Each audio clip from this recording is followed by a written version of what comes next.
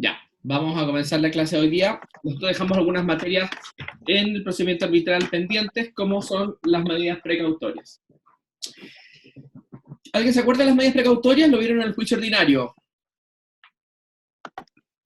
Sí, más o menos. O sea, es cuando, en el ¿Es fondo, cuándo? pero cuando hay algún tipo de riesgo de que no se cumpla el objetivo del juicio al momento del fallo, Uh-huh. se puede solicitar al juez que solicite como en el fondo como medidas previas para asegurar el resultado de alguna manera. O sea, por ejemplo, si hay una deuda, que no provisiones de enajenar o cosas así. Uh-huh. Son, en realidad, medidas eh, que se toman justamente para asegurar el resultado de la acción. Claro, Es decir, cuando hay un justo motivo o riesgo de que la cosa se pierda, de que efectivamente una de las partes no tenga suficiente patrimonio al momento de terminar el juicio para poder eh, responder ante los resultados.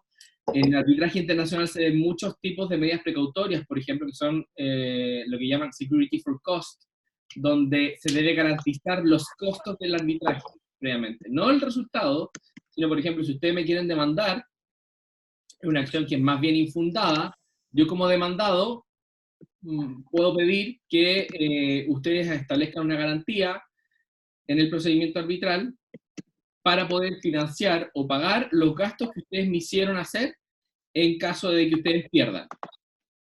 Eso es lo que se llama security for cost. Lo primero que tienen que tener presente es que, sobre todo la consideración, más allá de ser considerados como jueces propiamente tales, de los árbitros a nivel doméstico, sino que al ejercer una jurisdicción análoga a la justicia ordinaria, los jueces árbitros tendrían las facultades para poder eh, conceder medidas precautorias. Hay una diferencia de tiempo, netamente.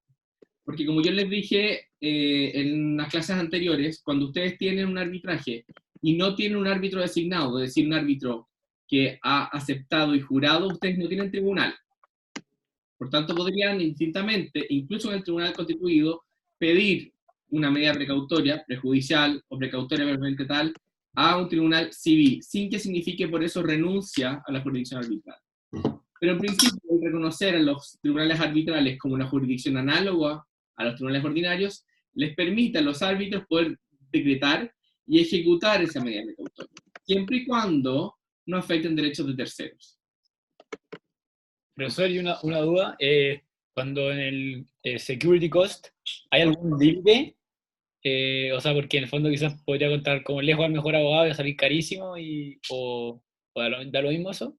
Se determina prudencialmente el costo, porque no son solamente los costos de los abogados, sino que el costo del tribunal, porque recuerden que cuando yo tengo una jurisdicción arbitral, tengo que pagar al árbitro, entonces se establece una suerte de fondo, que es determinado por los árbitros, en Ya, relación a la necesidad o cómo se vislumbra sobre todo esa acción. Pero eso se ve re poco acá. En Chile diría que en doméstico es nulo. En el arbitraje internacional, entonces en Chile tampoco lo he visto mucho.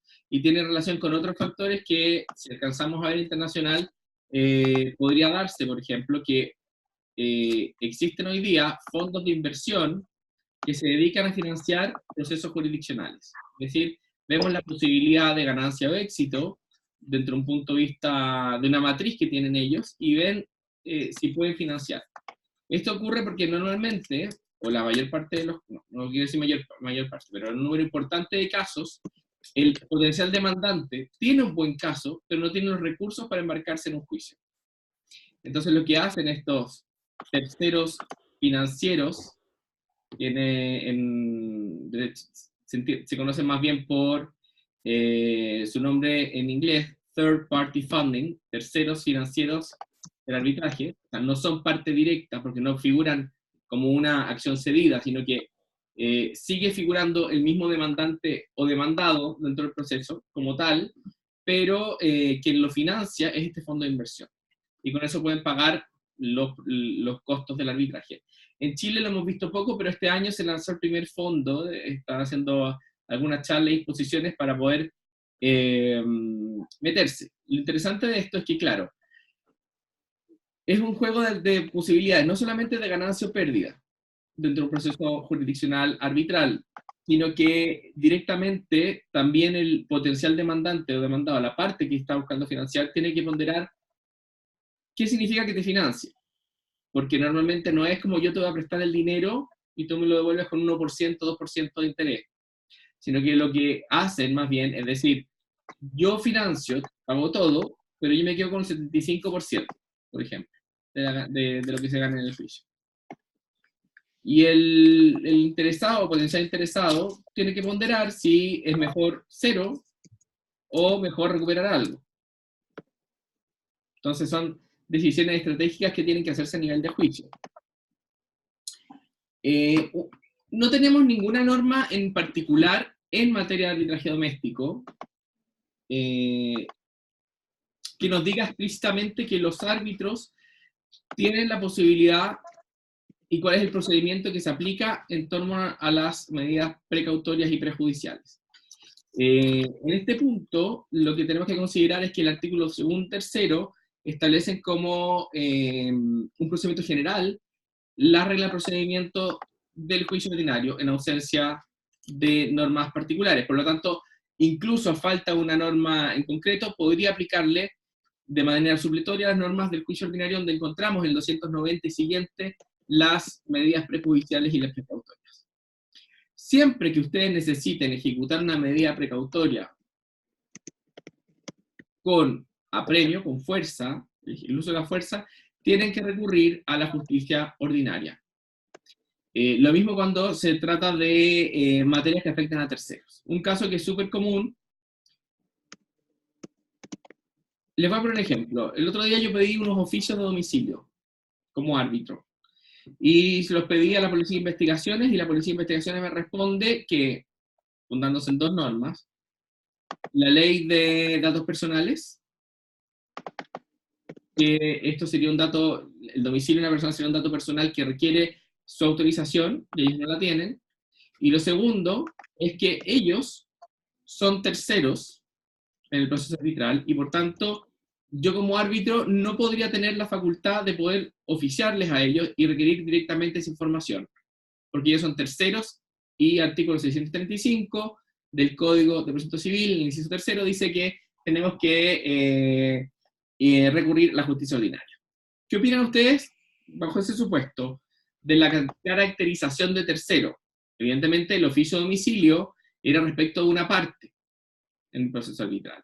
El demandante me solicitó domicilio de la parte demandada, oficial, yo concedí el oficio, se envía el oficio, y la Policía de Investigaciones dice, yo no le puedo dar esto porque esta información que es personal y requiere la anuencia de la parte afectada, eso es discutible. Y lo segundo es que usted, aunque sea árbitro, su decisión a mí no me empece porque soy un tercero y por tanto se me aplica esta norma del 635 y debería yo necesariamente tener un oficio, no del señor árbitro, sino la justicia ordinaria.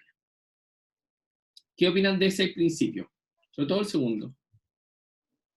Igual me hace un poco de sentido, o sea, como por regla general, si uno no tuviese como la voluntad de someterse a un arbitraje, igual sería un poco extraño que te afectara lo que un juez Sí, elegido por esa parte te afectara. el punto, Felipe, es el concepto de afecta. Es cierto, es un tercero.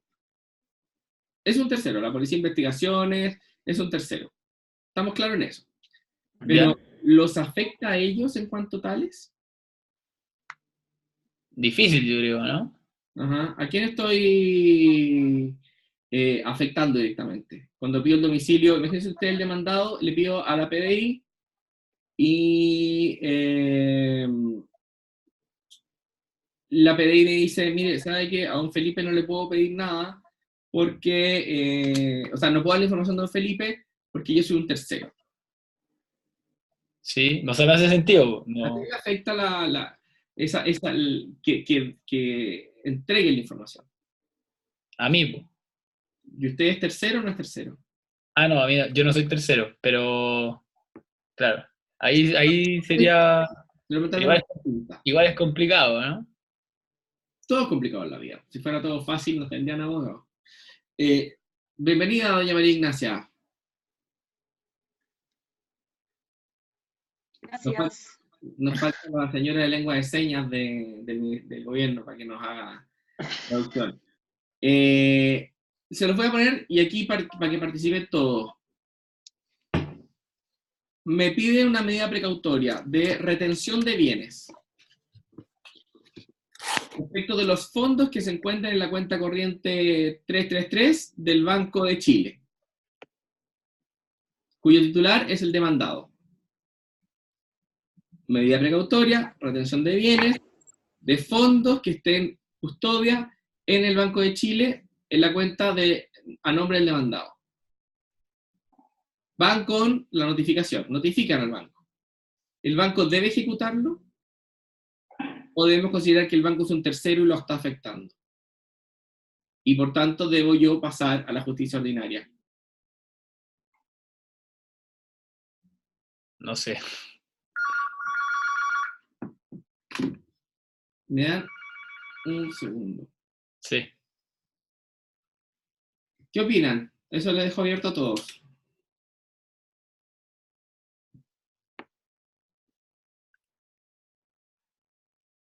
Consideren. De nuevo, ¿quién es el tercero? El banco. ¿Aló? ¿Oui?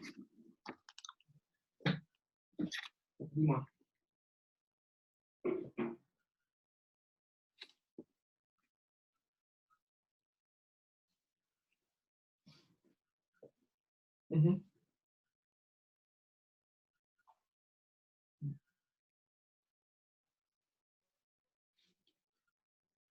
D'accord, non, rentre à la maison. Reste là. Ouais, évidemment. Je te encore maintenant. Chao. Ok. Perdón. Volvamos a la definición de tercero. ¿El banco es un tercero? Sí. Perfecto. ¿Lo afecta en sus derechos?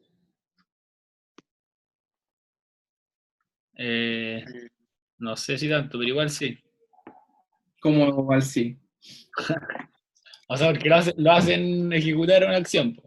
Sí, Ah. estamos de acuerdo con un tercero. El tema es, Claro, si lo afecta o no lo afecta, no sé. ¿dónde bienes de fondos implica la afectación de sus derechos como terceros o está afectando derechos únicamente al titular de la cuenta? No, en este Particular caso, de la cuenta. de la cuenta nomás. Sí. Uh-huh. Señoritas, ¿qué opinan ustedes? Yo no sé si estoy tan de acuerdo con eso. Quizás también se pueden afectar los derechos del banco como tercero. ¿Por qué? Por ejemplo, si el banco cobrara comisión por movimiento, el hecho de tener las cuentas congeladas, se afecta el derecho que tiene el banco eventual a quedarse con esas comisiones. Sí, pues ahí uno podría decir que es una mera expectativa. Pero Profesor, sí, si tuviera un derecho directamente afectado, podría ser. Pero aparte de esa potencialidad de ganar algo, porque podría igual no moverla el cliente, ¿no? El dinero. Nerita, tiene su micrófono prendido, cuéntenos. sí, que yo tuve otro PR en que vimos varios casos de bancos que denegaban ¿PR es un perro que no es ni hembra ni macho? OPR, que Ah, es perdón. que denegaban este como congelamiento de cuentas, justamente porque como que le había expedido la orden un árbitro y no un juez, pero después como que eso había llegado a la Corte de Apelaciones o algo así, no me acuerdo bien, y obligaban a los bancos igual. Entonces, me imagino que como en el fondo no lo afecta, pero hay una discusión, me acuerdo. Hubo efectivamente una discusión. Hubo. Lo que pasa es que los bancos, un ex socio siempre decía, el derecho comercial lo hacen los bancos. El banco se le ocurre que usted tiene un contrato que está mal hecho, no hay manera de hacerlo, convencerle de lo contrario. Que le expliquen con peras y manzanas y quieran reconocerle que tienen la razón, no se lo van a reconocer jamás. Es como que tienen una especie de... De hecho, hay un cuento en la revista El Abogado, que el abogado de banco como que tiene una especie de placer carnal cuando logra objetar, por ejemplo, un poder. Le falta una facultad. Esto es paréntesis, pero ¿ustedes entienden la diferencia entre tener la facultad de pedir préstamo y celebrar mutuos? Yo tampoco, pero los bancos dicen que son cosas distintas. Entonces ustedes pueden celebrar mutuos, no es lo mismo que contratar préstamos. Pero los bancos son así. Entonces por eso ustedes tienen, por ejemplo, las facultades de los bancos, que uno de los poderes de mandato, aparecen cosas que ya ni se ocupan. Por si algún abogado de banco se pone correcto. Y eso porque los bancos protegen sus propios intereses. Y en un principio la discusión, como usted dijo, Bernardita, estaba a la afectación de derechos de terceros en cuanto a la responsabilidad del banco para con su cliente. Sí tienen que tomar ciertas precauciones, o sea, no porque yo digo, aquí te las traigo, soy el árbitro, vengo yo personalmente a notificarlo, ejecute, lo voy a ejecutar.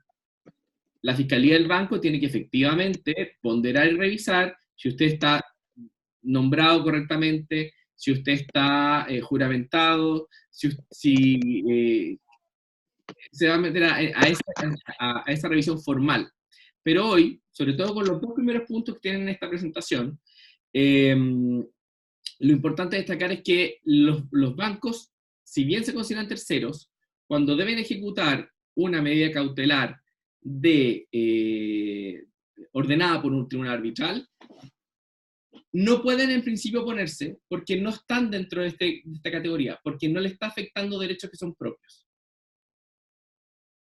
Sí debe cautelar de que la orden esté bien expedida, como lo haría en cualquier otro tribunal. Pero aquí no es una medida que afecte derechos de tercero, teniendo el banco como un tercero, que eso es innegable que es un tercero. ¿Se entiende la distinción? Por el otro lado, y aquí también podemos tener una discusión de cuál es la modalidad que se utiliza. Las medidas que exigen medidas de apremio y las medidas que afectan a terceros. Yo soy de la idea que debe ser por vía de exhorto. Por vía de exhorto del tribunal arbitral al tribunal civil. Hay otros tribunales que dicen, ocúrrase, que directamente deberían pedirlo al tribunal civil. Otros dicen que debería ser un oficio mío al tribunal civil solicitando el auxilio de fuerza pública. Pero como esto es una diligencia, al menos yo lo entiendo que debería ser vía exhorto, para que se aplique. Es como cuando ustedes tienen un embargo que va a ser realizado en otro territorio jurisdiccional, ustedes no pueden hacerlo vía oficio, tienen que hacerlo con un exhorto al tribunal. Detalle importante, ahora que tienen la oficina judicial virtual, los exhortos arbitrales no existen como sistema. Yo no tengo un usuario en mi oficina judicial virtual que diga Rodrigo Bordachar abogado, Rodrigo Bordachar árbitro. Es todo un enredo, y eso es importante que lo sepan si les toca trabajar con alguien que se va a dedicar a arbitraje, o el día de mañana les toca ser árbitros. Si tienen que hacer un exhorto, tienen que hacerlo a la antigua, en papel, y acompañar a ello. Si ustedes se meten, ¿quién se puede meter ahora a la oficina judicial virtual? En la parte de abajo aparece como certificados de disponibilidad. Y tienen que sacar el certificado de disponibilidad del día en concreto. Y ahí va a aparecer qué diligencias no están habilitadas por la oficina judicial virtual. Entonces tienen que acompañar el certificado que dice que no están disponibles los exhortos arbitrales. Y eso habilita al tribunal que lo recibe a armar su propio expediente electrónico, digitalizando lo que ustedes ya le mandaron en físico para poder operar. Y eso es algo que es más bien práctico, pero es importante que lo tenga presente. A ver, ¿quién me puede repetir cómo funciona? No, pero en el fondo tiene que ser mediante un exhorto. Sí. No mediante un oficio, que sería el civil. O sea, el ejemplo que dio fue que es lo mismo que si se hace un embargo en otro territorio jurisdiccional, no se puede hacer mediante un oficio, sino que requiere... Esa es mi posición, pero aquí hay tantas opiniones como jueces. ¿eh? Pero lo que sí, si ustedes hacen el exhorto, tienen que cumplir este requisito formal.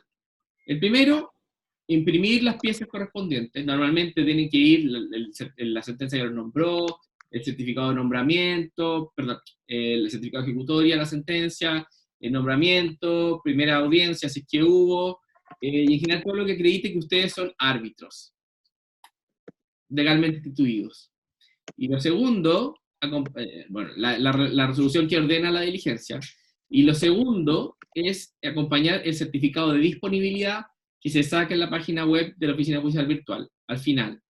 No sé si alguien... Voy a tratar de meterme yo ahora, para ver si podemos... ¿Todo esto estoy grabando? ¿No? Sí. Sí. Voy a salir de aquí y me voy a ir, no sé cómo se hace ahora. Vamos a...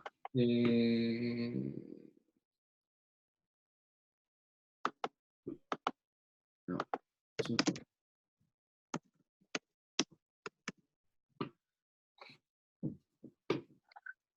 Voy a meterme para que lo vean. Cuando entre. Yo no sé si puedo hacerlo, pero...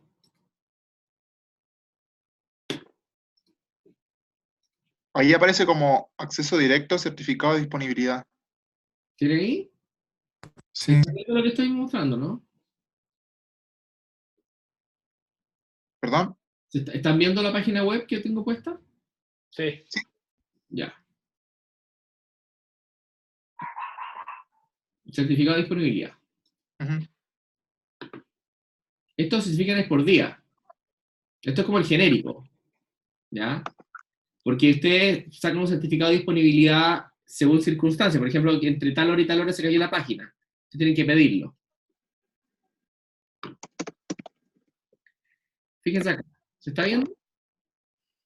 Sí. Fíjense ahí. El ingreso de exhortos arbitrales.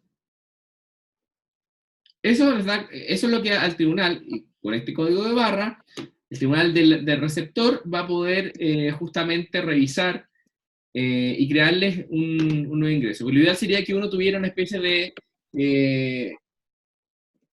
así como cuando yo me meto, me dice abogado, administrador, tener la posibilidad de tercero. Lo segundo que ustedes piden, por ejemplo, una diligencia. Cuando yo acepto y juro, me tengo que ingresar como otros, no como otro tribunal. Yo no tengo una clave de tribunal, que también es relevante. Son cosas prácticas, pero que son importantes que ustedes las tengan en consideración. ¿Se ve? Profesor. ¿Sí? ¿Se ve la presentación? Sí. No, la presentación no. Ya. Cuéntame. Profesor, pero a veces esos servicios están disponibles. No, justamente, el servicio que le estoy comentando yo no está disponible y no... Nunca. no. Ah, Por ya. eso, aunque si usted me dice, pero entonces, ¿para qué tenemos que sacar un certificado de disponibilidad? Sí. Bueno, yo también me lo pregunto, pero como todo funciona automatizado, es lo que corresponde hacer. Ya. Ver de nuevo para poder compartirles sobre todo negro ahora.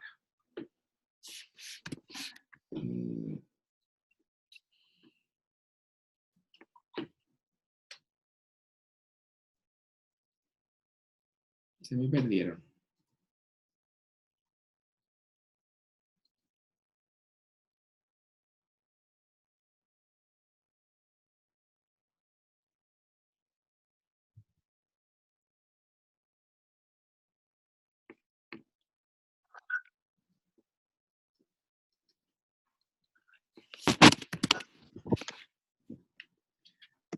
No sé dónde se me fueron. Aquí está.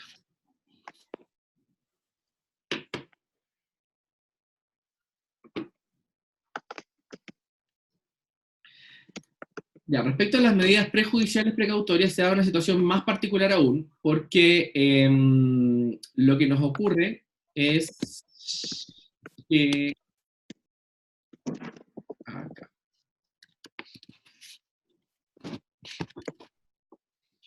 Ahí. ¿Lo ven completo? Sí. Con las medidas prejudiciales precautorias se da una situación más particular. Yo les explicaba que no tenemos tribunal hasta que tenemos un árbitro que ha aceptado el jurado. Hasta entonces no tenemos un tribunal arbitral. Aquí yo vuelvo a hacer la distinción entre compromiso arbitral y cláusula compromisoria. Cuando tenemos un compromiso arbitral, ¿recuerdan cómo nosotros hacíamos mover la jurisdicción? ¿Por qué día iniciamos el procedimiento? Tengo un compromiso, tengo un árbitro designado, con nombre y apellido. ¿Cuál es el procedimiento a seguir para que acepte y jure? Tuve que iniciar un procedimiento voluntario, que era la notificación, ¿Y se llama, perdón? que era para encargar la notificación del árbitro. Notificación de árbitro. Entonces, que podría ser lo judicial o extrajudicial, porque lo puedo llamar, por ejemplo, al árbitro y decir, usted ha sido asignado, aquí está el contrato, le pido que acepte y jure. Y él va a armar su expediente, aceptando y jurando ante un ministro de fe, para poder comenzar el proceso. Ahí yo tengo un tribunal. Entonces, técnicamente no está trabada la litis, porque ocurre lo mismo que en juicio común y corriente. Para tener trabada la litis, tengo que tener la demanda y la contestación, ¿verdad? Y cuando hablamos de prejudicial, siempre vamos a hablar de previo a la demanda. Porque, Permiso, un segundo. sí, porque si ya tenemos una demanda iniciada, vamos a hablar siempre de una medida precautoria, propiamente tal. Prejudicial, precautoria o prejudicial de prueba va a ser siempre previo a la presentación de la demanda. Recuerden que teníamos esta etapa como prearbitral. No teníamos un tribunal, pero no teníamos todavía definido cuál va a ser el punto de conflicto. Tenemos que citar una audiencia de fijación de bases. Y hasta que eso no ocurra, tenemos dos alternativas. Si tenemos un árbitro designado, o sea, más que designado, y ya juró y aceptó, vamos a hablar de una medida prejudicial. Y esa medida prejudicial, si está jurado y aceptado, puedo hacerla ante el mismo árbitro.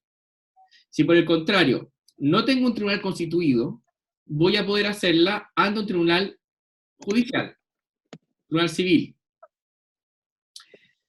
Ahora bien, de aquí no quiero que se confundan. Aun cuando tenga un procedimiento arbitral en curso, yo podría igualmente solicitar al tribunal judicial, tribunal ordinario, tribunal civil, que me otorgue la medida precautoria. Sin que signifique, y esto es lo más esencial, sin que signifique que por eso estoy renunciando a la jurisdicción arbitral. Tenemos siempre esa alternativa. Y esto pasa también en el arbitraje internacional. No crean que es propio del doméstico. Porque hay algo que se busca también, que es poder hacer efectiva y ejecutable la sentencia arbitral. Yo creo que se los dije, y no sé si a ustedes o a los de posgrado, que me toca hacer una clase parecida, hay una gran diferencia en el arbitraje internacional y doméstico a la hora de la medida precautoria, o medidas cautelares, como también les llaman. Y es que se puede en el arbitraje internacional otorgar por dos formas. La primera como una orden procesal, y la segunda como un laudo parcial e intermedio, es decir, que va a ser provisorio. Porque medida precautoria más, medida precautoria menos, la naturaleza no cambia. Son esencialmente revocables, mientras se mantenga el riesgo, mientras se mantenga el peligro. El hecho de que sea por vía de una orden procesal me puede traer problemas si hay que ejecutarlos a la fuerza. Porque en derecho internacional, en materia de arbitraje comercial internacional, lo que se reconoce como instrumento reconocible y ejecutable ante, en este caso la Corte Suprema, por ejemplo, nuestra, es una sentencia firme. Porque una razón para denegarlo es que no quede firme. Algunos ordenamientos consideran que es firme no la que resuelve el asunto controvertido, sino que la que resuelve, por ejemplo, un incidente. Y la medida precautoria, la solicitud de concesión de medidas precautorias, es un incidente, sería firme. Y por tanto, puedo aplicar la Convención de Nueva York sobre reconocimiento y ejecución de laudos arbitrales. Luego, eso cuando quiero ejecutarla en un estado distinto donde se otorgaron. Si las quiero hacer otorgar dentro del mismo Estado nacional, en materia de arbitraje internacional, normalmente las leyes de arbitraje le dan a los árbitros la facultad de ejecutarlas. Hay ciertas legislaciones, por ejemplo la peruana, que el hecho de no cumplir con la medida precautoria o la orden que ha dado el árbitro para ejecutar esa medida cautelar, implicaría una suerte de delito de desacato de parte del tribunal judicial, o sea, el juez ordinario, y estaría casi llegando a un delito ministerial. Se está oponiendo a las órdenes de otro tribunal. Pero lo importante acá es hacer la distinción, sobre todo en materia de arbitraje en general, es, si no tengo un tribunal, va a ser siempre la justicia ordinaria. Si tengo el tribunal constituido, voy a tener siempre la opción de uno u otro. Y si voy a la justicia ordinaria, estando constituido el tribunal, es importante que las legislaciones reconocen ese como un derecho que no implica renuncia, y esto es lo esencial, que no implica renuncia a la jurisdicción de los árbitros. Porque tiene su quid práctico este asunto al final. Y es que si quiero ejecutar una medida que probablemente va a requerir apremio, entre hacerme toda la vuelta, entre ir al árbitro, que me la obligue a hacer, y la otra parte se opone y tenga que ir a la justicia ordinaria, mejor hacerlo directamente en la ordinaria. Profesor, También tiene que ver con ciertas estrategias judiciales. Y es que si me piden, por ejemplo, una exhibición de documentos como una medida prejudicial, precautoria, recuerden que puede ser prejudicial, incluso estando el árbitro constituido, si no hay demanda, técnicamente hablando. Puedo hacerla de esa manera, pero ya partir en esa circunstancia mal con el árbitro implicaría una suerte, independiente que se mantenga siempre independiente parcial, una predisposición a la actitud de la parte. Lo mismo es cuando tenemos, que esto ya lo están incorporando a nivel internacional prácticamente todos los reglamentos, en cuanto a medidas precautorias, lo que se llama un árbitro de emergencia. Es decir, yo no tengo el árbitro, porque no tengo tribunal, no tengo un árbitro que va a resolver el conflicto, sino que porque por una situación de premura, de urgencia, de que de otra manera no voy a poder solucionar el conflicto, o va a haber un daño mayor del que pudiera ocasionarse si no me la dan, existe la figura que se llama el árbitro de emergencia. Es decir, un árbitro que se designa únicamente para poder resolver la concesión de medidas cautelares, de manera previa a la constitución del tribunal. Importante también detalle que, a diferencia de lo que nosotros conocemos en Chile, uno suele tener las medidas prejudiciales precautorias siempre ex parte. ¿Qué significa una medida judicial ex parte, jóvenes?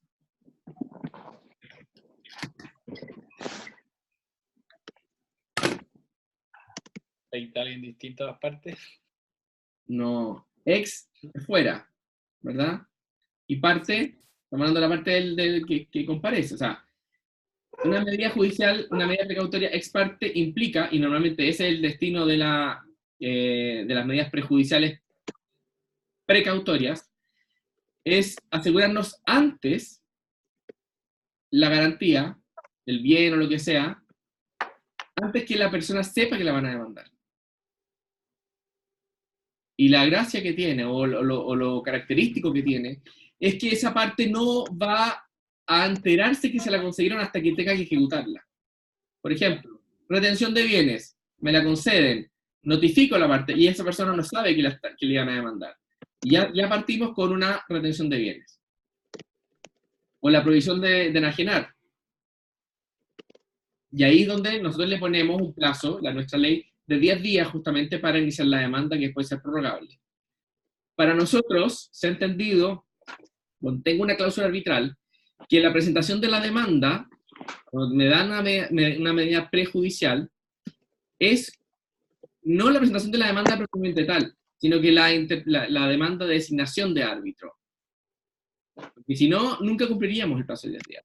Es imposible. Es imposible. Entonces el árbitro de emergencia, a pesar de que es previo, requiere necesariamente la participación de la otra parte. O sea, yo voy a requerirlo, el presidente de la Corte va a nombrar un árbitro de emergencia, se le va a dar traslado a la otra parte para que diga lo que estime conveniente, y el árbitro de emergencia va a llamar a una audiencia rápida, y en 15 días debería tener yo una respuesta.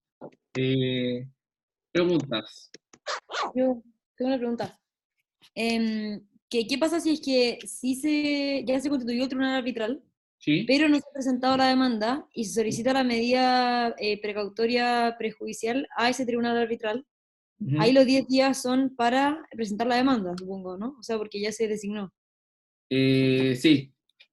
Lo que uno debería hacer depende.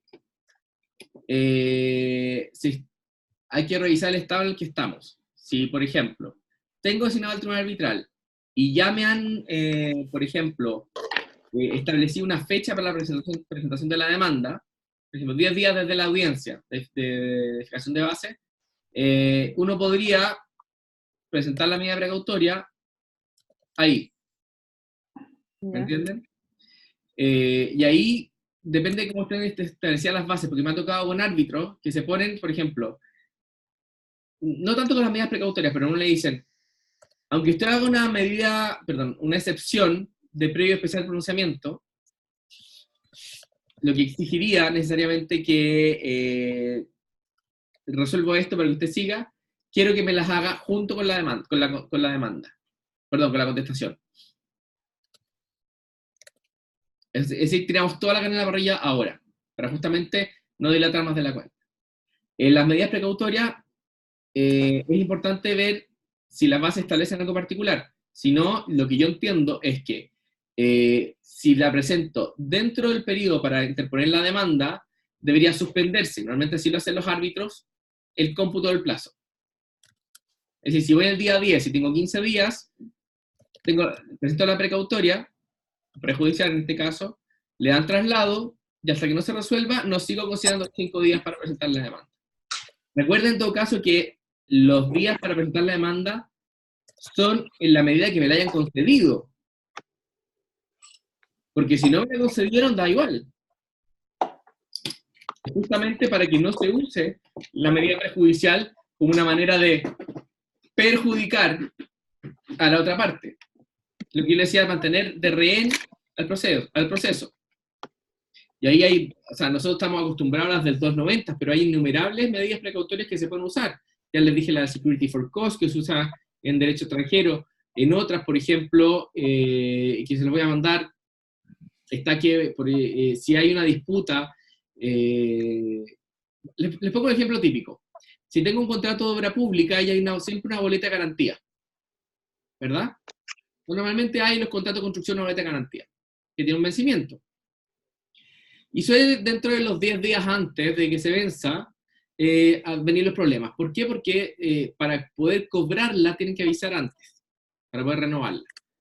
Entonces, cuando eso ocurre, en algunas jurisdicciones, que yo les comentaba, los anti-suit injunctions y los anti-arbitration injunctions, que al árbitro, como una medida precautoria, le pido que obligue a la contraparte a no cobrar la boleta de garantía.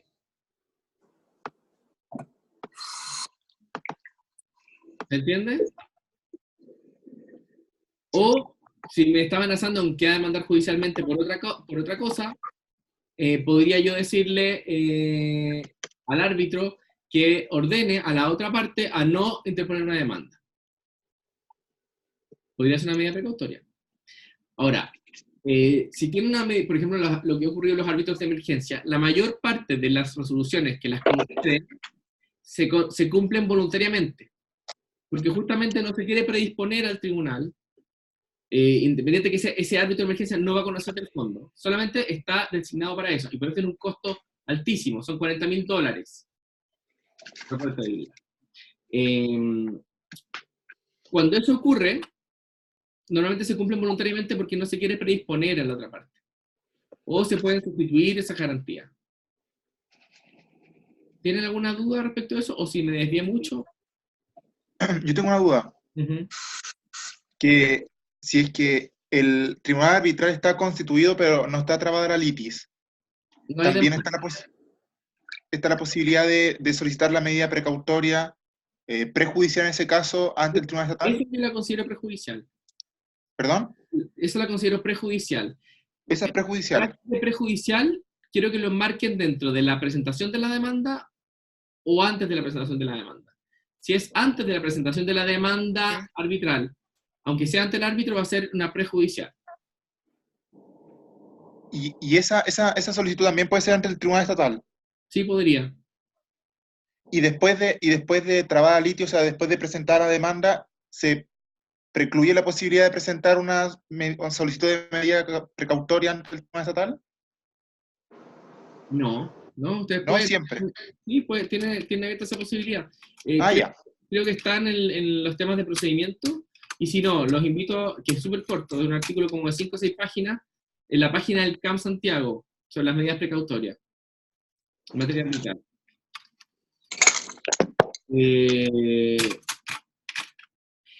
Lo interesante es ver qué ocurre, y esto puede ser una pregunta, podría ser una pregunta para el examen, qué ocurre cuando se concede una medida precautoria por un árbitro, ese arbitraje no termina, o termina sin sentencia, y queda pendiente de alzarse esa medida precautoria.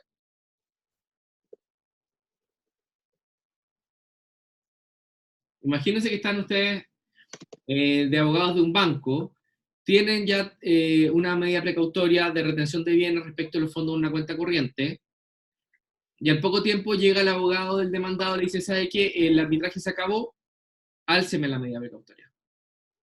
Y le acompañan un certificado del árbitro que dice que el plazo de 2 años se le venció, que no hubo sentencia, y un certificado del director ejecutivo del centro de arbitraje que dice que ese arbitraje se acabó y que no hubo sentencia. ¿Cómo solucionan eso?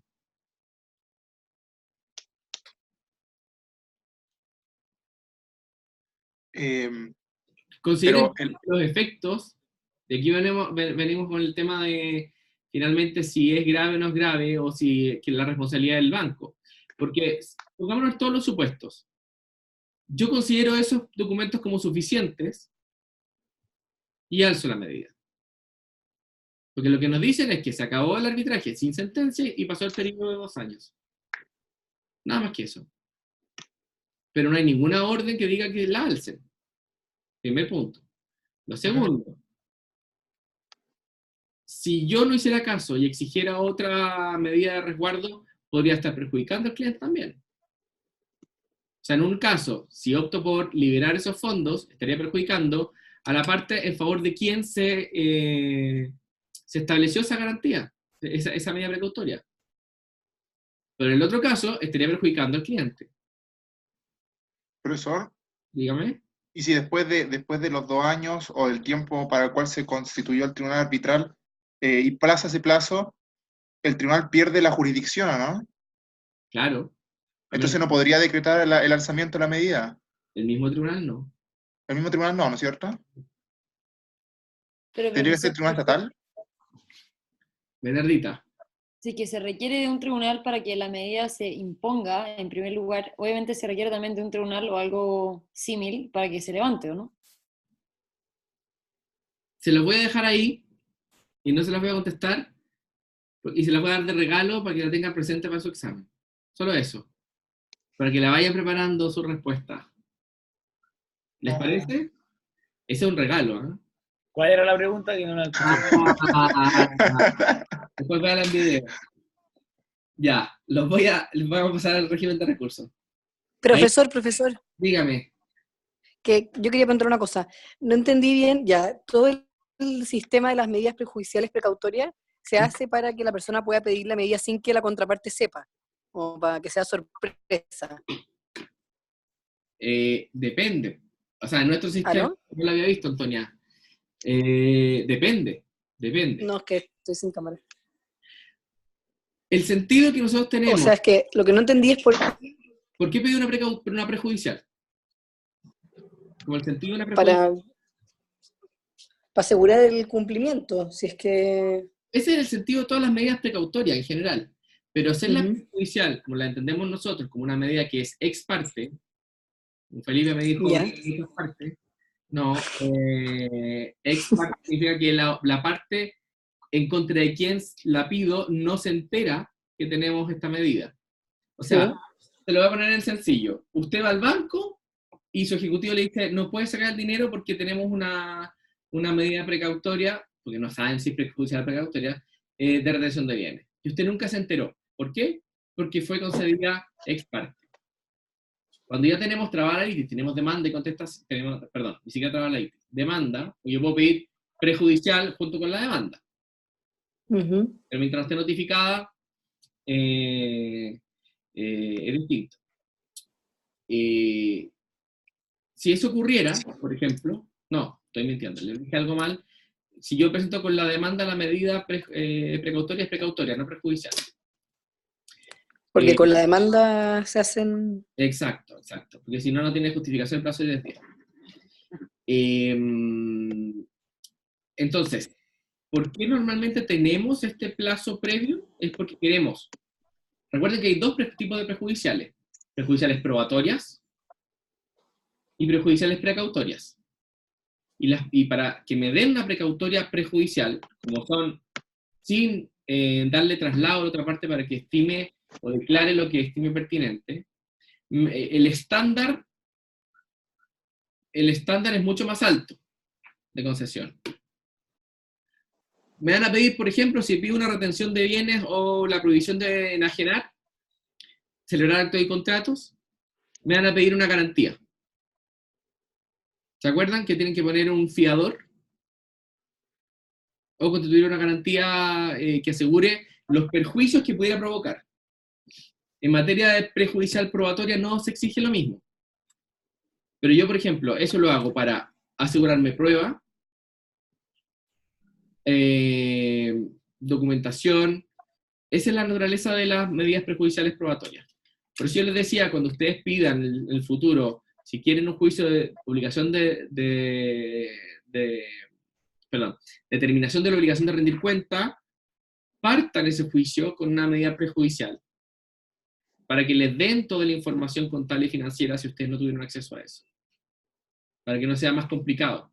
Porque se imaginan, esto ya fue materia de su solemne, que les toca rendir una cuenta y no tienen nada, ni un balance, nada. Por eso es bueno también partir ese tipo de juicios por esa vía. No sé si le contesté a Antonia, me da la impresión que no mucho, por eso quiero que usted me vuelva a traer al carril. Antonia. Ahí sí. Sí, ¿le quedó bien claro? No, es que iba más a otra cosa, Dígame. que no entiendo la utilidad del árbitro de emergencia si es que hay que notificar a la contraparte para que éste se constituya como árbitro. Sí, lo que pasa Si es que, les vuelvo a insistir, la figura del árbitro de emergencia existe solamente en arbitraje comercial internacional. Y en la mayor parte de los reglamentos ya. ¿Cuál es la utilidad del árbitro de emergencia? Es asegurar antes, porque necesito algo urgente. ¿Me entiendes? Ya. Pero igual voy a tener que comunicarle a la contraparte que tengo un árbitro de emergencia, entonces igual se va a enterar antes de que le llegue la medida. Sí, pero por eso, que ahí se cautela un principio fundamental, que es garantizar la ejecución porque ahí se garantiza el debido proceso desde ya. Porque no tengo un tribunal al que ir. No es el mismo tribunal, es un árbitro que está designado ad hoc, solamente para este asunto. Entonces, para justamente evitarle un perjuicio mayor, dentro de los criterios que tiene que considerar ese árbitro de emergencia es si conceder esta medida precautoria puede traer mayores perjuicios que los que trato de subsanar. La típico, no pare las obras, por ejemplo. Ya. No cobre, de lo más comunes, no pare la obra, no cobre las garantías. Pero entonces puede ser muy perjudicial. Y se entiende, obviamente, cuando ya me notifican del árbitro de emergencia y están pidiéndome eso como medida, no debería hacerlo. Eso también es lo que buscan. Que al menos hasta que se decida esta medida prejudicial de emergencia, el árbitro, o sea, perdón, no el árbitro, la parte contra quien la estoy pidiendo no la ejecute. ¿Eso es obligatorio o es como de buena fe? Es lo que correspondería si fuera un litigante decente. Ya, pero no es obligatorio, no es como que después se pueden tomar... Una cosa importante, la figura del árbitro de emergencia es obligatoria en todo, por ejemplo, en el caso de la CCI, que es el que más conozco, de la Cámara de Comercio Internacional, si el contrato se celebró después de 2012. Ya, perfecto. Para poder excluirlo, tengo que hacerlo expresamente en la cláusula. Si es anterior a 2012, tengo que pedirlo. ¿Se entiende? Es al revés. Ya. Hay un artículo que escribí yo sobre el árbitro de emergencia, así que lo pueden revisar si tienen alguna duda. Ya, gracias, profesor. Sí, profesor, profesor, Felipe. Yo tengo kinesiología a las 3:30, va a tener que salir en este minuto, ¿ok? Bueno. Es que estoy frito. Ya, perdón, gracias. Adiós. Bueno, vamos a los recursos. ¿Qué se ríe, Antonio? ¿No le cree? Vamos a hacer después uno sin cámara para que Felipe no se entere de lo que hablamos de él. Y vamos a cortar justo el video. Esto es el arbitraje doméstico. En arbitraje de derecho, salvo que se hubiera renunciado, proceden todos los recursos. Todos. ¿Ok? Apelación, repetición.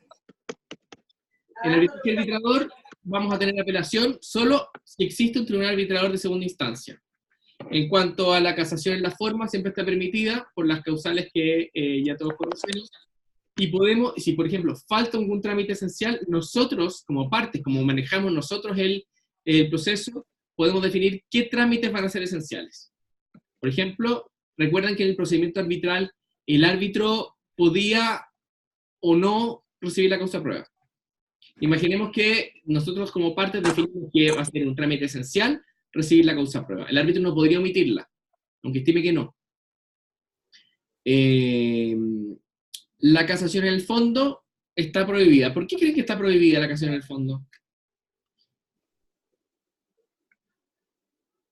El recurso de casación en el fondo, ¿qué fundamento tiene? Porque el árbitro puede fallar, el árbitro arbitrador puede fallar conforme a las reglas de equidad. No digamos que puede fallar, sino que falla.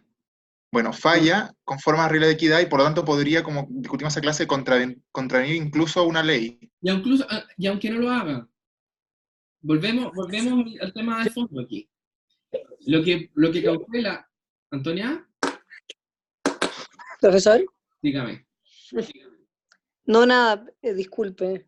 Se puso su micrófono verde, por eso. Lo que cautela. No sé cómo sacarlo. Sáquelo y cuando quiera hablar le aprieta la barra espacio. Pero estoy tratando todo el rato de sacarlo, pero no sé hacerlo. Yo si quiere la corto. Ya, ahí está cortada. Ahora yo puedo dejarlos callados. Qué interesante esto. El recurso que ahí lo volví a aprender. No. Ahí. Ahí. Perfecto. Silenciar. No está silenciada. El recurso de casación en el fondo lo que cautela es la regularidad de la sentencia en cuanto a la ley. Recuerden que es un error de derecho en la sentencia que le causa un perjuicio a la parte contra quien se está interponiendo. Y el sentido del recurso de casación, que viene de la legislación post-revolución francesa, en Francia, es que todos los ciudadanos estén regidos por la misma ley. Y por eso la Corte de Casación lo que busca es mantener la correcta interpretación de la ley. Para cautelar justamente que todos los ciudadanos estén juzgados por la misma ley y no una ley más dura para uno y más flexible para otros. Como aquí, al fallar de acuerdo a su prudencia y equidad, no está obligado, y esto es más importante, no está obligado a fallar conforme a derecho, no puedo exigirle que cumpla cabalmente conforme a la ley. Por tanto, no puedo revisar la coherencia o no coherencia, porque más allá de que me haya citado normas jurídicas, formales y sustantivas, más allá de eso, como no está obligado a hacerlo, no sería dable porque sería desnaturalizar el mismo proceso. Es lo mismo que ocurre para la apelación. ¿Por qué tenemos una apelación solo ante tribunales arbitradores, ante tribunales de arbitradores? Justamente porque la naturaleza en los tribunales, la Corte de Apelación y la Corte Suprema, son tribunales de derecho, que la única posibilidad que tienen para poder fallar conforme a la equidad es que no haya norma expresa. Ahora, en ambos casos van a ser siempre renunciables el recurso de casación en la forma por ultra petita e incompetencia. ¿Por qué estas dos causales? Ultra petita e incompetencia es porque las partes son las que fijan en los límites de la jurisdicción del árbitro. No es que sea incompetente porque es un arbitraje de tal o cual naturaleza, sino que cuando en la cláusula arbitral, el acuerdo de arbitraje, yo determino las materias que debía conocer el árbitro, estoy marcando justamente su campo de acción.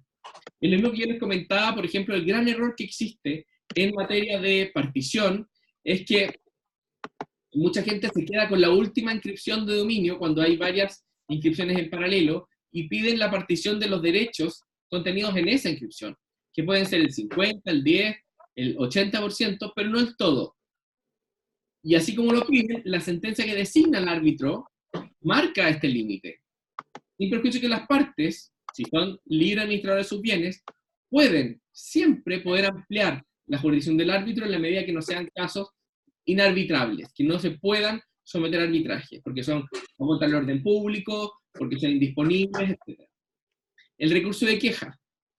El recurso de queja es de carácter jurisdiccional, que lo distinguimos ahí de la queja disciplinaria, porque el recurso de queja lo que hace es tratar de corregir una sentencia que ha sido dictada con manifiesta falta o abuso. La ley no define lo que es manifiesta falta o abuso, y por eso el abuso viene al revés, viene más bien de los abogados, que tratan de que por la vía del recurso de queja, el Tribunal Superior pueda volver a discutir los puntos el mérito de del caso. Y aquí está la gran diferencia. Yo les puse ahí un fallo que dice queja y el apellido que empieza con SCHW, no voy a decir nada porque como está en YouTube, después todo se viraliza estas cosas, donde están los fundamentos de un recurso de queja acogido.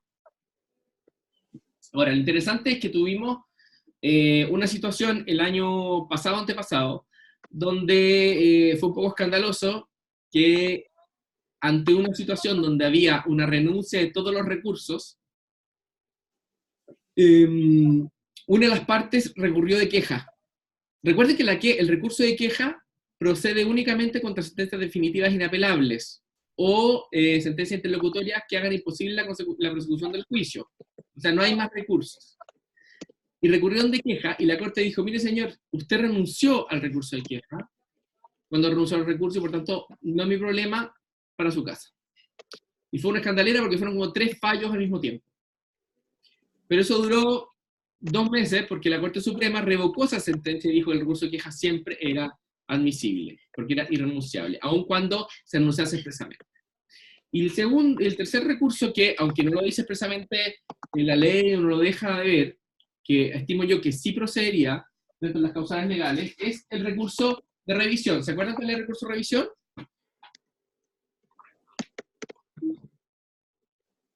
¿No? Sí. Hay un principio general, que hay un deshacimiento del tribunal, hay cosas juzgadas, ¿verdad? Una sentencia firme no la podemos modificar, aunque sea injusta, todos los que ustedes quieran. Pero si dentro del año siguiente a que ha quedado firme hay una condena de testigos que participaron en el juicio respecto de que fue un falso testimonio, yo puedo revisar por vía de este recurso esa decisión. Lo mismo si hay alteración o cohecho, si se descubre que un árbitro fue cohechado, le pagaron, yo podría revisar esa sentencia. Y este libro lo acabo de comprar, La revisión de la causa juzgada, irrita, porque hoy día está muy de moda en materia de arbitraje, no es de arbitraje en general, pero porque como se han descubierto, sobre todo a partir de los casos que implican a Odebrecht, la constructora, en Perú un árbitro confeso de haber recibido dádivas de parte de Odebrecht. Y para mal de los coárbitros que compartieron tribunal con este árbitro cohechado, confeso, hoy hay árbitro muy prestigioso que está preso por culpa de su coárbitro que dijo que a él lo habían cohechado, pero no se refirió a los demás, pero eso ocurrió. Y es todo un escándalo en la comunidad arbitral del día eso, y están todos haciendo defensas corporativas, porque en verdad es un buen árbitro el que está preso. Y esto pasa en Perú. Ustedes saben que en Perú, lo saben porque hace poquitos días liberaron a Keiko Fujimori, a diferencia de nuestra jurisdicción, donde tenemos el principio de libertad provisional, aquí el juez el fiscal pide, y lo declara el juez, prisión preventiva por X cantidad de meses. Entonces, a la gente le dicen, usted va a tener 18 meses de prisión preventiva. Y puede ser que no tenga nada que ver. Ahora me quedo un poco cortado. Profesor, Dígame. tengo una pregunta, si es que es un arbitraje de árbitro-arbitrador y cuando hicieron la cláusula y partió todo, nunca establecieron una segunda instancia, ¿y pueden hacer después, como acordar las partes después quién va a ser el tribunal de segunda instancia? No, la ley dice expresamente que tenemos que tener definido previamente, al momento de celebrar a lo más, y ahí es donde yo pongo el límite. Cuando celebramos el compromiso, para mí celebrar el compromiso es el acta o la sesión en la que fijamos las bases de procedimiento.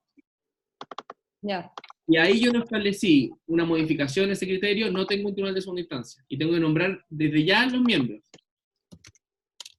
No es como dejarlo para después.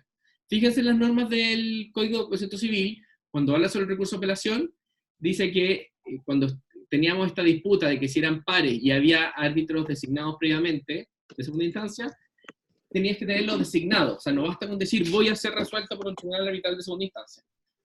Yo creo eventualmente que uno podría decir, si estoy en el ámbito de un arbitraje institucional, que el mismo centro que me nombró primero designa el tribunal de arbitrador. Yo creo que eso podría ser. Yo lo vería, aunque si me pongo a pensar, perdón, voy a hacerlo acá porque si no me damos contraluz. No sería lo mismo, porque es un arbitraje ad hoc, si yo tengo que necesariamente recurrir de nuevo a la designación de un árbitro o tribunal arbitral de segunda instancia para ese fin. ¿Quieren parar 2 segundos o no? Para antes de pasar al arbitraje internacional. ¿No? ¿Sí? Les hago una precisión. Me avisaron, ayer estuve hablando en la facultad y no me dejaron cambiar el examen.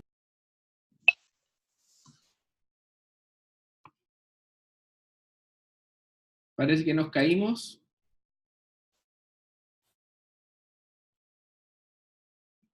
Aló. ¿Están todos de vuelta?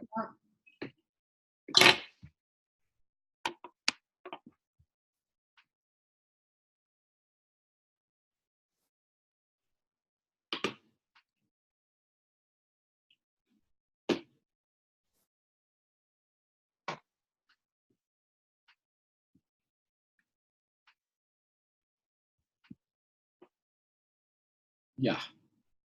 Aquí vamos a partir, ¿están todos o no?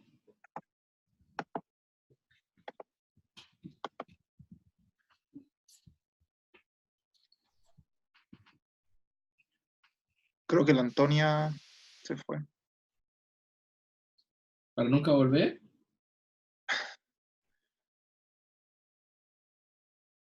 Ya, yo voy a aprovechar de hacer una llamada mientras. Ay, pero estoy grabando. Ya, ahí está. Bueno, vamos a volver a nuestro tema. Vamos a partir ahora en unidad. ¿Tiene alguna duda respecto a lo que es el arbitraje doméstico? ¿Ninguna? ¿Cosas de clases anteriores que tengan pendientes? Profesor, Bernardita. sí, es que yo no estuve en esa clase y no la grabó, entonces no pude verla, pero no entendí mucho o nada, en verdad, de la consolidación de todo eso. La consolidación es un concepto que se utiliza en arbitraje comercial internacional. Así que podemos hacer una analogía, es similar a lo que nosotros consideramos como la acumulación de autos. Ah, pero ¿no se utiliza en arbitraje doméstico? Sí, lo que pasa es que en el arbitraje doméstico utilizamos las normas internas. Entonces, como aplicamos en subsidio las normas generales del procedimiento, entre ellos la acumulación de autos, podríamos hacerlo igualmente. La distinción en la consolidación es que la consolidación puede incorporar no solamente 2 litigios entre las mismas partes, las mismas materias o materias relacionadas, sino que podría ser incluso un tercer litigio en el que participa otra parte distinta y lo queremos consolidar todo en un solo procedimiento. Y ahí se exigen en materia comparada ciertos requisitos, como por ejemplo, sobre todo, más que por ejemplo, es esencial el consentimiento. O sea, yo no puedo decir, mira, me están demandando en un juicio que tengo en la sala del lado de arbitraje y que está directamente relacionado porque yo me atrasé en mi obra por culpa de este señor que tengo demandado atrás. ¿Entienden? No. En la medida de que todas esas cláusulas sean compatibles, en la medida de que todas esas partes en estos 2 litigios estén de acuerdo, yo podría consolidarlos en uno solo, para justamente tener evitar diferentes decisiones. Porque si, por ejemplo, yo soy el mandante, y demandar al contratista, quien se defendió todo el tiempo que el subcontratista se había atrasado. Podría ser que yo termine como árbitro eximiendo al contratista y en el otro arbitraje se considere que el subcontratista nunca se atrasó. ¿Me entienden? Y serían como decisiones contradictorias. Pero siempre va a ser esencial la voluntad de las partes. Si es que no la han establecido previamente. ¿Tiene alguna otra duda, no? No que me acuerde ahora. Gracias. No, cualquier cosa yo les mando material si necesitan de esos temas en particular. Entonces, vamos a partir del arbitraje internacional. Ojalá tengan a mano la ley 19971. David, ¿duda? Sí, la estoy buscando. No. por ahora. Tienen que aquí tener como una triple legislaciones a mano, que sería la ley de arbitraje comercial internacional, la 19971, el Código de Procedimiento Civil en la materia de la ejecución de las sentencias y la Convención de Nueva York de 1958. Si tienen el Código de Derecho Internacional Privado, cosa que dudo, pero si lo tienen, están al menos la Convención y la ley de arbitraje en ese mismo. Voy a partir al revés, para que se entienda cuál es el objetivo general de un arbitraje comercial internacional. Si tenemos un mundo globalizado como el que tenemos actualmente, más o menos Trump con su guerra comercial, hay relaciones contractuales que sobrepasan los límites de los estados. Se celebra en un estado para ejecutarse en otro, de una de las partes, o incluso un tercer estado. Ciertamente que si yo no conozco la jurisdicción de un determinado país, cómo funcionan los tribunales estatales, no voy a querer ser juzgado por los tribunales nacionales que tengan la misma nacionalidad de mi contraparte. Es como cuando ustedes van a una designación de árbitro y una de las partes llega con un nombre de árbitro. Ustedes van enseguida a pensar de que ese árbitro tiene algún interés, o que es amigo de la otra parte. Lo mismo ocurre cuando tenemos un contrato de carácter internacional. Para poder dar garantías a todos quienes participan en el comercio internacional, y esto partió más que nada en los gremios, los mismos comerciantes empezaron a darse reglas de resolución de controversias. Y sus cámaras eran las primeras que empezaron a resolver sus materias. Pero lo importante aquí era no solamente la resolución en sí misma, sino que esa decisión de un tribunal arbitral, que de una u otra manera era un tribunal de pares, fuera ejecutable en distintos estados. Porque incluso si la consideraba, y si ustedes se van a las normas del Código de Procedimiento Civil, que saben que es de 1903, van a darse cuenta que son muy formalistas. Independiente de que sea una sentencia arbitral, les van a pedir certificado de ejecutoria, certificado de la autoridad superior que acredite que ese tribunal era competente. Contaba alguna vez un abogado que dice que su primer juicio de este tipo, de ejecución de una sentencia arbitral extranjera, la tuvo contra Pablo Rodríguez. ¿Sabes quién es Pablo Rodríguez, no? Un libro. Bueno, es un señor muy famoso, que tuvo un pasado político como presidente de Patria y Libertad, y después se dedicó a hacer clases de Derecho en la Chile, Derecho Civil. Era uno de los mejores civilistas que hay. Y que dice que perdió el juicio porque Pablo Rodríguez en su alegato le dijo, bueno, y esta demanda, a esta sentencia le falta un timbre. A ese nivel. Si ustedes revisan además las decisiones que había para ejecutar laudos internacionales, laudos extranjeros, perdón, en Chile, van a dar cuenta que hay ciertas, o sea, era mayor la cantidad de razones por las cuales no ejecutar el laudo, por razones propias nacionales. Por ejemplo, que no se notificó por cédula, o que no se notificó personalmente, cuando sabemos que en el arbitraje internacional las formalidades son muy distintas. A mí me sorprendió la primera vez que me tocó un juicio internacional donde la Cámara de Comercio Internacional notificó por FedEx. ¿Sabes lo que es FedEx? Como le llega al Express, la demanda llegó por FedEx. No había un ministro de fe que le ponía el georreferenciador, no. Se mandó por FedEx. ¿Me entienden? Es bastante más informal a la hora de poder calificar esa situación. Entonces lo que se quería era evitar justamente un control en cada uno de los, control de fondo, en cada una de las jurisdicciones.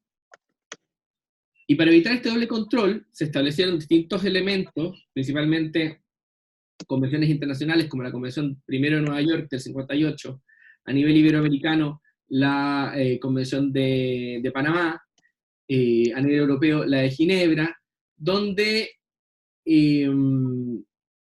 los países se dotaron de reglas mínimas, más o menos liberales en sus propias legislaciones, pero estas establecieron reglas mínimas. Entonces ustedes revisan, por ejemplo, el artículo 6 de la Convención de Nueva York, dice, solo se podrá denegar la ejecución, el reconocimiento de ejecución. Si dice, solo se podrá denegar, significa que salvo esas causales, los estados que son suscriptores deben siempre darle curso a una demanda, a la ejecución de un laudo, para hacer efectiva esta justicia internacional. Y nosotros estuvimos bien atrasados, porque teníamos este instrumento que a pesar de que del año 58 no se ratificó, sino hasta bastante después. De hecho, se ratificó el gobierno de Elwin, o sea, el año 90 en adelante.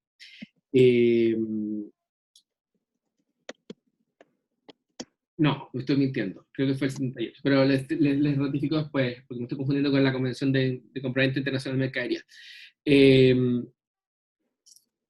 Teníamos una coexistencia de normas, que eran las normas del Código de Proceso Civil, con las normas de ejecución de sentencia, con las normas de la Convención de Nueva York. Y lo que es peor, era un contrasentido tener un país que estaba tan abierto al mundo y no teníamos una legislación especial en materia de arbitraje comercial internacional.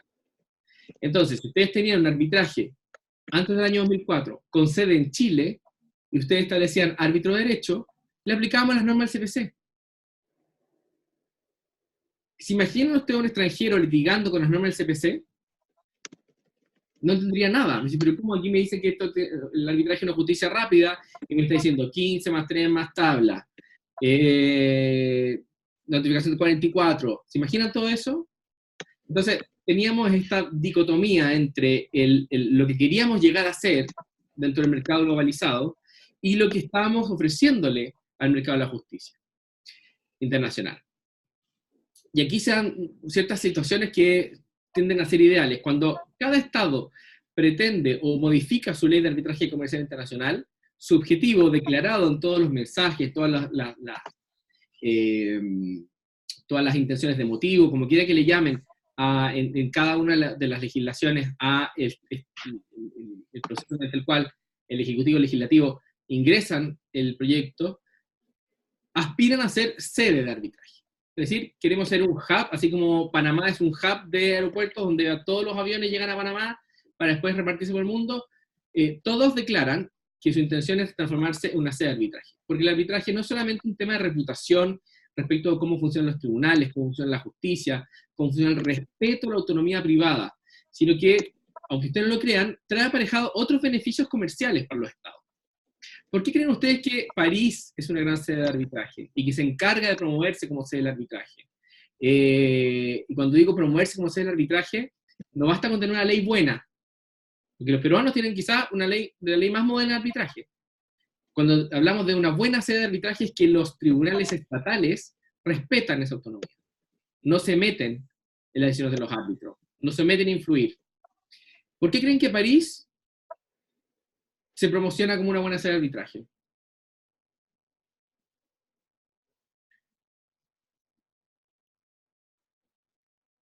Por inventar, puede ser Londres también, o Nueva York, que son tan buenas sedes. ¿Qué otros negocios paralelos creen ustedes que se generan? Más allá del jurídico, porque claro, o sea, ustedes van a ver que en esas jurisdicciones hay grandes estudios internacionales, que por ejemplo los americanos que llegan a París instalan su rama en París. ¿Qué otros elementos creen de tener sedes de arbitraje que sean beneficiosas para el arbitraje internacional? Sáquense de su esquema jurídico.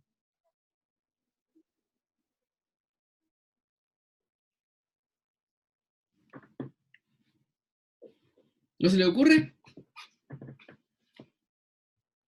Que hay que, no sé, voy a decir una tontera, pero a lo mejor no tiene nada que ver con lo jurídico, que los abogados tienen que, no sé, contratar, pagar arriendos, hay que hacer más viajes para Hotelería. país, Eso está bien. comprar más cosas. Hotelería.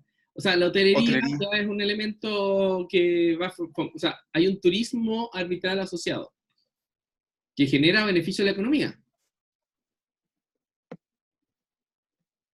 Tienen eso, tienen los centros de audiencias, también se pagan. Los peritos de traductores también forman parte de todo esto. Y sobre todo tener la certeza que una sentencia que se dicta en territorio de ese estado va a ser ejecutada en otro sin ningún problema. Todos esos factores son los que ayudan a crear o a potenciar una buena sede de arbitraje. Nosotros establecimos en el año 2004 con la ley 19971 lo que es nuestra ley de arbitraje comercial internacional. Antes teníamos el mismo código del procedimiento civil para las causas que sean de arbitraje comercial internacional. ¿Cuándo vamos a hacer aplicable esta ley? Esto es bastante relevante. Cuando tenemos un arbitraje internacional, que está definido en el artículo 1.3 de la ley, cuando se entiende que es internacional un arbitraje, y que la sede del arbitraje sea en Chile. Usted tiene que determinar una ciudad. Eso es muy importante, la determinación de la ciudad en una cláusula arbitral. Porque la determinación de la ciudad no solamente nos fija que nos va a aplicar, si fuera una ciudad chilena, la ley de arbitraje de Chile, sino además cuál va a ser el tribunal de auxilio de apoyo. Y también cuál va a ser el tribunal de la anulación. Porque la ley no dice la Corte de Apelaciones de Santiago, dice la Corte de Apelaciones respectiva. Entonces, el tribunal de apoyo, es decir, la entidad estatal que va a participar para destrabar el procedimiento, para colaborar, por ejemplo, con hacer una medida precautoria, para designar un árbitro a falta de acuerdo de las partes. Va a ser, en nuestro caso, el presidente de la Corte de Apelaciones respectiva. Y el tribunal de la anulación va a ser la Corte de Apelaciones respectiva. Hay una distinción ahí bien relevante. ¿Qué entendemos por sede? O lugar de arbitraje también se dice. Es un concepto jurídico, porque ustedes podrían nunca pisar la sede de ese arbitraje. Es decir, ustedes dicen, tengo la sede en Talca. La gente nunca irá a Talca. Mantener todo online, o juntarnos incluso a hacer audiencias en otro país diferente. Y es un concepto jurídico porque lo que hace es vincularme todo el procedimiento a una ley local, que es la lex arbitri, la ley de arbitraje. Cuando hablamos de lex arbitri, estamos refiriéndonos a la regulación del arbitraje comercial internacional de ese Estado. La ley de arbitraje, no la ley que voy a aplicar a resolver el asunto. La lex arbitri es la ley de procedimiento. Y también es importante destacar que no porque a una ley, la ley de arbitraje, no regule ciertas materias, voy a tener que pasarme necesariamente al Código de Proceso Civil, sino que lo que se quiere es mantenerse en este marco institucional de darle un carácter diferente al arbitraje comercial. Como yo les decía, no basta una buena ley de arbitraje comercial internacional, porque si los jueces la mal aplican o tienen excesiva intervención dentro de un procedimiento arbitral, lo que van a hacer es que, aunque tengan una excelente ley, van a matar el arbitraje. Y aquí hay una relevancia que yo se lo dije al principio de nuestro curso, que es la gran relación que existe entre libertad y arbitraje. Países más liberales, es decir, donde hay menos concentración del poder, menos, si se quiere, donde económicamente y políticamente hay más libertad, el arbitraje va a florecer mucho más rápido. Versus estados donde hay una mayor concentración de poder en torno al mismo estado. El Estado controla la economía, hay más regulación de los precios, el arbitraje va a tener menos relevancia. ¿Por qué? Porque todo radica en el tema de la libertad. El Estado, cuando tiene mayor influencia, desconfía de las decisiones de los privados. Parte al revés, en vez de pensar que todo es de buena fe, parte de una mala fe. Si la gente fue a arbitraje, es porque quiere ocultar algo del escrutinio público. Es porque quiere empobrecer al Estado. Y eso suele ser un mata arbitraje, finalmente.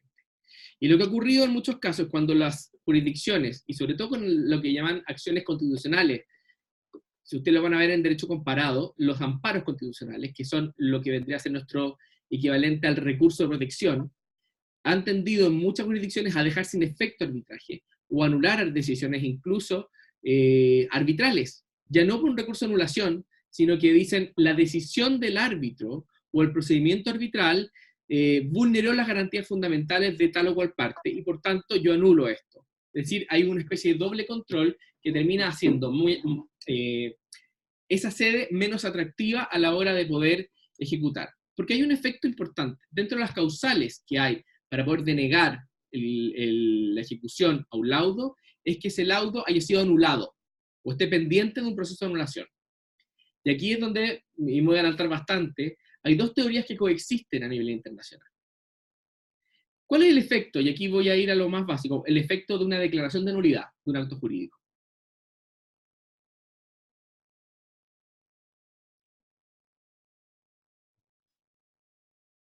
¿Cuál es el efecto? Retrotraer a las partes al momento en que se encontraban previo a la celebración del acto contrato. Imagínense que ustedes tienen una sentencia arbitral, un laudo arbitral, y se anula. Significa que no hay decisión. No hay decisión. La ley igual no determina si debo hacerlo hasta que yo he estado de fallarse o debo volver a empezar. Normalmente se dice, tengo que volver a empezar. Pero las dos grandes corrientes son aquellas que dicen, la primera es de la anacionalidad del laudo. Significa que el laudo es un laudo internacional, no está vinculado a un ordenamiento jurídico específico. Es decir, si yo tengo un arbitraje con sede en Chile, ese laudo no es chileno, ese laudo sigue siendo internacional.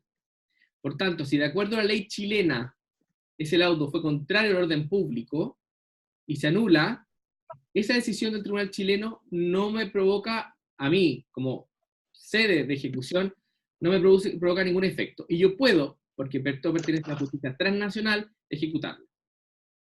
Versus la segunda teoría, que se refiere a que los laudos están vinculados a un orden jurídico preestablecido. Por ejemplo, por eso la decisión de optar por una u otra sede no puede ser como que, bueno, los abogados dijeron que iba a ser Inglaterra y Inglaterra será, sino que tiene que tener una relevancia a la hora de la elección. Por tanto, y el efecto más importante es que si yo anulo un laudo en esa sede, esa decisión va a afectar a todos los lugares donde yo quiero ejecutarlo. Yo les voy a explicar ahí después con mayor claridad cuáles son justamente esos casos. Cuando hablamos del laudo arbitral internacional, vamos a encontrar que tenemos laudos finales, que hay una decisión de los árbitros que son finales y vinculantes para las partes. Y ahí la decisión es final respecto a qué. Porque ustedes pueden tener laudos finales, como yo les decía, y se considera como tales. Las decisiones sobre medidas precautorias son laudos finales, técnicamente hablando, porque recayeron sobre una acción y una defensa y decidimos una cuestión. Lo segundo es una definición que se hace a partir de una interpretación, que es laudo final el que dispone sobre todos los asuntos sometidos a la decisión del tribunal arbitral y toda otra decisión del tribunal arbitral que determine definitivamente cualquier asunto sustancial o en el asunto de su competencia o cualquier otra pregunta procesal, pero en el último caso, si es una cuestión procesal, solo si el tribunal designa su decisión como laudo, porque podía hacerlo, como ya les dije, como una decisión bajo una orden procesal. Por ejemplo, yo puedo tener un laudo final, pero parcial, en el sentido de, ustedes tienen un juicio arbitral donde hay una excepción de incompetencia. Puede ser que el laudo reserve todo para la definitiva, es decir, vamos a determinar si somos competentes o no al final, junto con la decisión final, o bifurcamos el procedimiento. Vamos a irnos primero a la determinación de la competencia y vamos a tener ahí un laudo. Y ese laudo puede ser reconocido y puede ser ejecutado, a pesar de ser parcial, porque es final. ¿Entienden esta distinción o no? Si yo... Sí. Niñas, parece que no están. Yo me perdí un poco, profesor. ¿Dónde se perdió? Es que cuando se pierden avísenme, porque no les veo las caras porque están todos de negro. No, es que no entendí esta última cosa, o sea, lo de la CNUDMI. Celudmi. Sí. La Celudmi es un citral. ¿Ya? Pero está hablando de eso, está hablando de otra cosa. O sea, ¿está siguiendo el PowerPoint? ¿Sí? ¿Lo ve usted o no? Sí, sí. Ya. Lo que pasa es que la definición del laudo final puede ser relativa. ¿Qué sentido? ¿Qué se entiende por final? ¿Final respecto a qué? Y esa es la principal pregunta. ¿Respecto a qué final? ¿Es final respecto a que se decidieron todos y cada una de las acciones y excepciones? ¿O puedo considerar que es final incluso el laudo parcial? Es decir, que me resuelvo una cuestión determinada y dejo otras para después. Entonces, si nos vamos a esa definición de la CNUDMI, una decisión respecto a un tema concreto podría ser eventualmente un laudo final.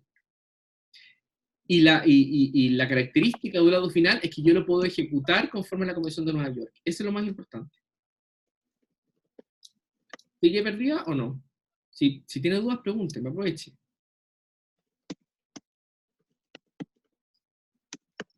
¿Bernardita? Ahí sí. No, ya me conecté de nuevo. Gracias. Está yo. De ahí, esto no es una distinción, lo que viene ahora, entre laudos parciales, interinos o interlocutorios. Esta es una distinción de sí misma. Laudos parciales, por eso les digo yo que puede ser final en cuanto a su naturaleza, pero se refiere a una cuestión precisa del arbitraje. Lo que yo les decía, podemos empezar el arbitraje. Esto es una cuestión bien relevante, ¿eh? Normalmente cuando estamos seguros de la incompetencia del tribunal, por ejemplo, que yo no estoy obligado por el acuerdo de arbitraje, lo que ustedes harían en Chile sería no hacer nada, ¿verdad? Y dejarlo para el final. Y cuando llegue la ejecución, saltar. Pero en el arbitraje internacional, eso no se recomienda. No se recomienda la rebeldía. Lo que se recomienda es decirle al árbitro, como hay un principio que es el competence, que el propio árbitro es capaz de conocer o de decidir sobre su propia competencia, que él mismo decida sobre esa competencia y yo debería defenderme ahí. Es decir, mire, ¿sabe qué? Usted tribunal es incompetente, usted tiene una regla de prioridad, a pesar de que yo creo que usted ni siquiera debería estar ahí laudando, y le voy a pedir que se resuelva esto. Y eso, si lo hacemos, de nuevo, bifurcando, vamos a dedicarnos a esto, como una excepción de previo especial pronunciamiento, para hacer la analogía, el árbitro puede seguir ahí.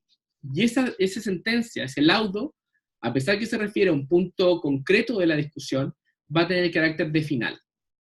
¿Se entiende? A pesar de que es parcial. Sí. Es parcial porque resuelve una de varias cuestiones, pero al mismo va a ser final. ¿Van siguiendo la distinción? Profesor, ¿Sí? ¿y cómo se llama el laudo definitivo? Final. Final también. Ah, ya. Sí, definitivo final. Después dice, puede ser de sustantivo procesal. Efectivamente, si estamos en una materia procesal como una medida precautoria, podríamos tener un laudo. Y ese laudo va a ser interino o interlocutorio, porque va a ser temporal. Lo que sí puede ocurrir es que en ciertas materias que son de orden estrictamente procesal, el tribunal decida que no va a darle la forma de laudo, sino que va a darle la forma de orden procesal. Ahora, ustedes se preguntarán qué es un laudo por acuerdo entre partes. ¿Cuál es? Y aquí voy a volver a derecho procesal civil. ¿Cuál es la manera regular de terminar un juicio? Y lo voy a ayudar contractualmente, que existe en Chile. ¿A través de una transacción? A través de una transacción. ¿Y qué es la transacción? Un contrato. Sí. ¿Qué pasa si yo En que incumplo las la partes... transacción? ¿Perdón? ¿Qué pasa si yo incumplo la transacción? Es que la transacción creo que... No me acuerdo bien, profesor, pero parece que era un equivalente jurisdiccional y producía efecto de cosa juzgada. Uh-huh. Entonces, no podría demandar... ¿Perdón? Si está por escritura pública, es un título ejecutivo. Sí. Ese es el principio Y general. me imagino que también aplicarían las reglas generales de los contratos, ¿no? Sí, exactamente. Entonces, y aquí hay que entrar a, cuando estamos en un ambiente internacional, hay que ver qué fuerza obligatoria tiene esa transacción en los términos jurisdiccionales ante un tribunal. Porque aquí yo puedo tener una transacción, que esa transacción tiene mérito ejecutivo en Chile en la medida que se celebre por escritura pública. Pero en otro estado, una transacción es simplemente un contrato. Y por tanto, para poder ejecutarlo, debería comprobar que efectivamente una de las partes no cumplió. Y eso nos somete de nuevo a otro juicio.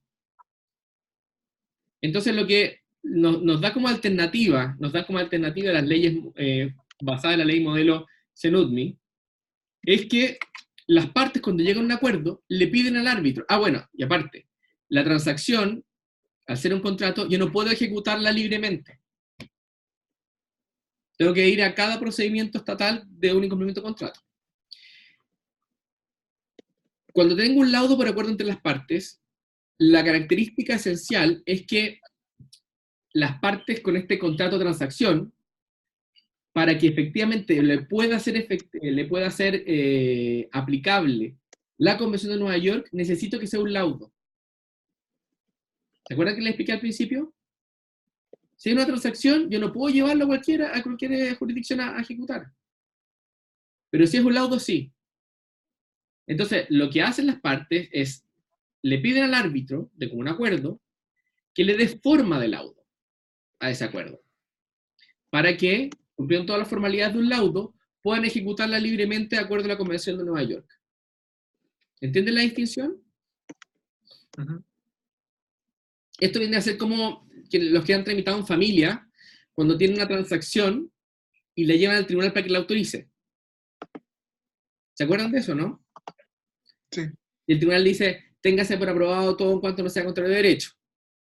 Pero Profesor, sí, déjame es que terminar. en esos casos, ya. Déjame terminar. La diferencia aquí es que se dicta una sentencia tal cual. Compareció don tal. Compareció don tal.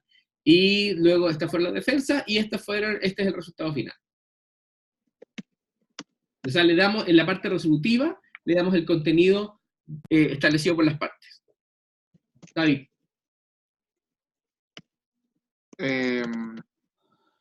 Sí, lo que pasa es que, por ejemplo, haciendo ese símil con en materia de familia, el tribunal igual revisa si el acuerdo de las partes fue conforme a derecho.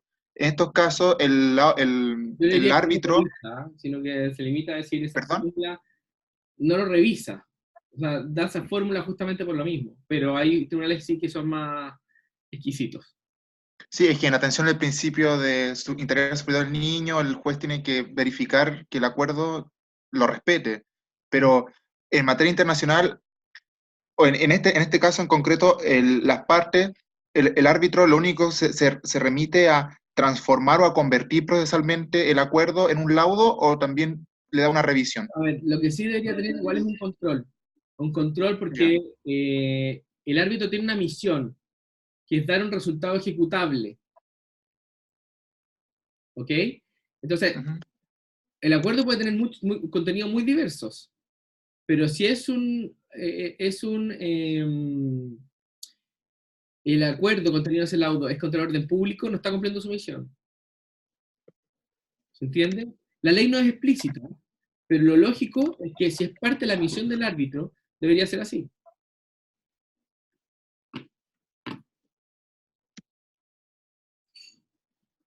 Porque quiero saber si está más o menos claro con eso. Sí, yo sí. Bueno, queda solamente María Ignacia. Y para ir cerrando, para que no se me vaya nadie, las otras resoluciones que pueden emanar de un tribunal arbitral son las órdenes procesales, aquí se cita o que fija el calendario, en fin, hay muchas órdenes. Imagínense lo que sería un auto, si lo quieren hacer, llevar a nuestra jurisdicción. Las órdenes para medidas cautelares, que también, como yo les dije, puede ser un laudo interlocutorio o interino, o podría ser una orden procesal. Todo depende de qué es lo que quiero hacer yo con él. Y los que sean de acuerdo entre las partes. Yo creo que ahí lo vamos a dejar porque ya son las 4 y habíamos quedado aquí hasta las 4. ¿Les parece? Ujú. Ya. Bueno, yo voy a tener que mandar un correo. Estaba revisando mis notas y se supone que el día de la solemne igual teníamos que haber hecho clase. Entonces me quedé con una clase menos, así que vamos a tener que hacer el día lunes una clase igual. Y el día del examen, hasta el momento me lo he mantenido el día 6. Así que vamos a tener que ver cómo lo hacemos. Eso es lo que les puedo comentar. Ya. Lo que pasa es que Bueno, ¿Cómo?